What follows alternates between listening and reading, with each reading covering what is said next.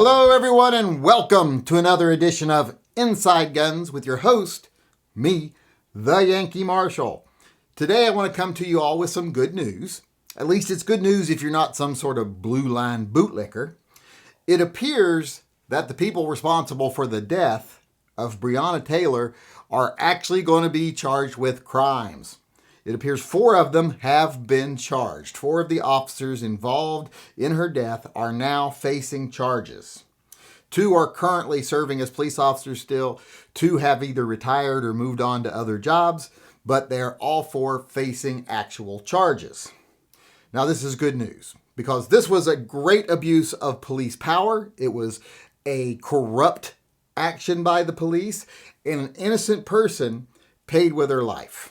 If you're not familiar with the story, police were enacting a no-knock raid. They were enforcing a no-knock raid.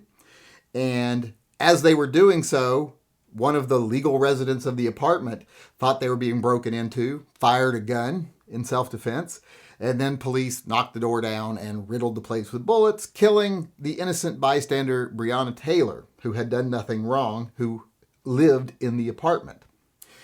Well, you might be like, well, if they're serving a no-knock warrant, of course they had a good reason. No, they did not. Turns out some of the charges they're facing, and we've already known this already, is that they lied to get the warrant. They presented false information, typed up a false affidavit, and presented that to a judge to get the warrant. So in other words, corruption is what got them the warrant. There was no evidence, nothing like that. No serious evidence of any wrongdoings. They lied to get a search warrant.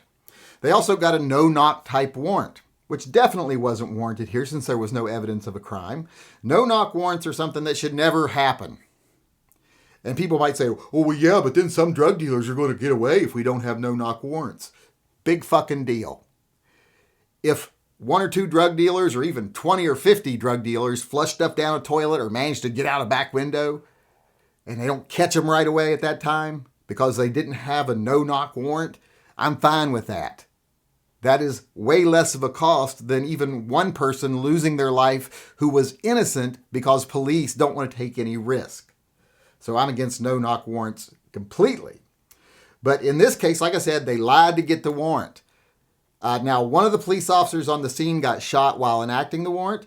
There's still some question about whether it was the boyfriend of Breonna Taylor that shot the police officer, or he was shot by friendly fire. I have looked at all the evidence that I could find, and to me it looks more like it's a friendly fire case, because otherwise, if you read their stories, and it did change slightly from the beginning of the issue till later in the issue, it seems like they're saying he fired at the door as they were trying to break it down. The bullet came through the door and struck an officer, yet then they continued to break down the door and rush in guns a-blazing. That doesn't sound like good tactics to me. I don't believe that. I think that what they did is they knocked down the door. They'd heard a gunshot. They knocked down the door. As they were knocking down the door, they heard a gunshot. They just started firing willy-nilly, and someone took a bullet from friendly fire, one of the officers. The department has offered no proof that this is not the case. They've tried to use innuendo and other things to try to make it seem like that didn't happen, but they haven't presented any real evidence. They use the fact that, oh, well, the boyfriend said he fired a shot, so clearly it's he who shot the guy. So since he's not denying it, it obviously wasn't friendly fire. I'm like, that's not proof of anything. If he did fire and he fired before you broke in and he shot through the door, why wouldn't you back off and try something different? Because that's not a good idea to rush into a room where someone's already shooting. If he didn't shoot till you were already in, according to reports, as soon as you broke the door down, even the neighbors are saying as soon as they heard the door go down or saw the door go down, the gunfire erupted, just rapid gunfire. So I doubt there was time between knocking down the door and you all starting shooting that he could have shot someone in that time frame. So probably friendly fire. But like I was saying, whether that's true or not, they lied to get a search warrant. They enacted the search warrant in a completely incompetent and careless way. And then they lied to investigators afterwards and meddled with evidence and falsified evidence afterwards. They're also being charged with lying to the FBI and presenting false evidence. So these are just really corrupt cops who almost got away with this. And if it hadn't gotten so much public attention, they would have gotten away with it. And then you might be asking me now, like, well, what does this got to do with the gun channel? Well, anytime people in authority abuse their power, especially on people who do not have power, that's a violation of people's civil rights. That's a slap in the face of everything America stands for. And this channel believes in freedom, First Amendment, Second Amendment, and so on. And we will never be free and have, solid confirmed rights as long as people in power are able to abuse those rights whenever they want to. The boyfriend, they arrested him on the scene for daring to fire at someone who was illegally breaking into his home. Because since the warrant was obtained on false information, well, then this was an illegal entry.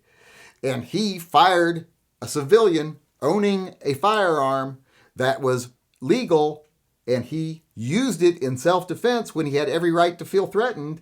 They tried to immediately demonize him. He was some sort of gangster, cop-killing thug, and they arrested him. Now, they had to let him go shortly after because the stuff was starting to hit the fan. This was not a drug house. The information they used to try to get a warrant was faulty, and they saw this stuff. They knew this stuff ahead of time, and they're like, fuck, this is about to blow up, so they had to let him go. But still, they tried immediately to blame this on him, demonize him. Oh, look, it was that bad guy with a gun because he's a citizen who dared, fire on the cops who were illegally entering his home. And like I say, the way they started firing willy-nilly, they killed an innocent person who was in bed at the time. She got up, walked into the hallway, got shot in the chest because of cops abusing their power, breaking into their house, and then murdering her. That's what happened. If you are some sort of police lover, I don't give a fuck. I don't understand how anyone can be a lover of authority. It always just bothers me when I see people out there like, woo, we love the police, woo, love the police. Why do you love people in authority? That sounds like you got an issue to me, like you got a daddy complex. Maybe you should seek therapy. But like I said, this was a clear case of police abusing their authority, killing an innocent person, and they are finally being held accountable for it.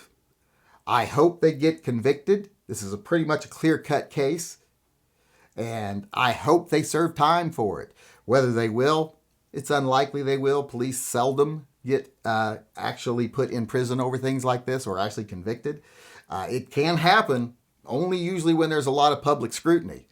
Which now you know why a lot of cops are in a lot of states are trying to make it illegal to film the cops because they don't want that scrutiny. Because when there's scrutiny, they don't find it as easy to get away with violating people's rights and murdering people, which is what this was.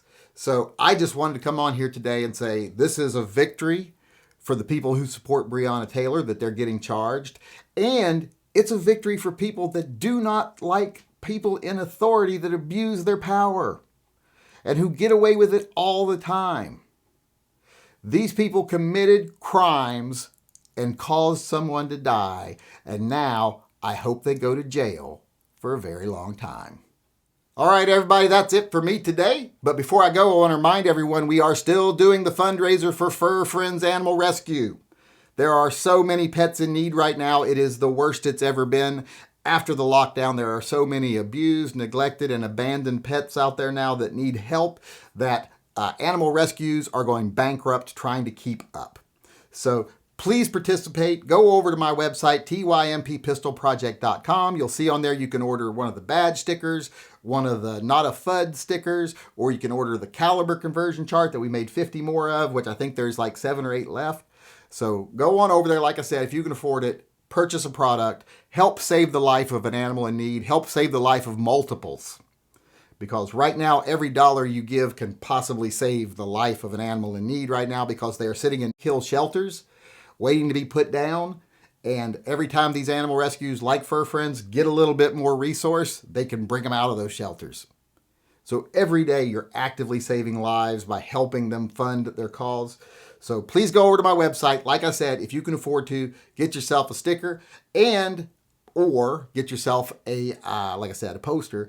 And also, every time you do that, depending on which thing you buy, you'll get a certain number of entries into a drawing at the end of this fundraiser, which will be another like 4 to 6 days. I'm not sure how long it'll run, but it'll be no longer than 6 days. At the end, we're going to do a drawing, and one lucky person is going to get an $800 gift certificate to the online retailer of your choice. You can spend it wherever you want.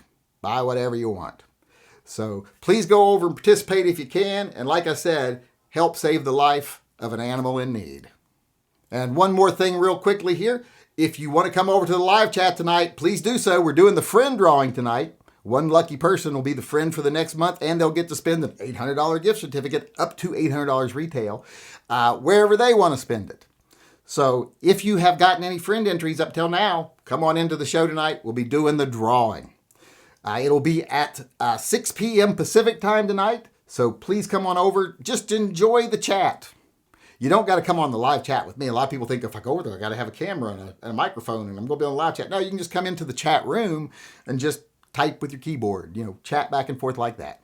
So come on over, see if you won the friend drawing, and just join in the conversation and have some fun. And with that being said, I'm going to go ahead and sign out of here and say, I'm glad you came today. I do appreciate it. I hope you come back again tomorrow. Until then, I want everyone out there to remember, always carry and stay safe until I see you again.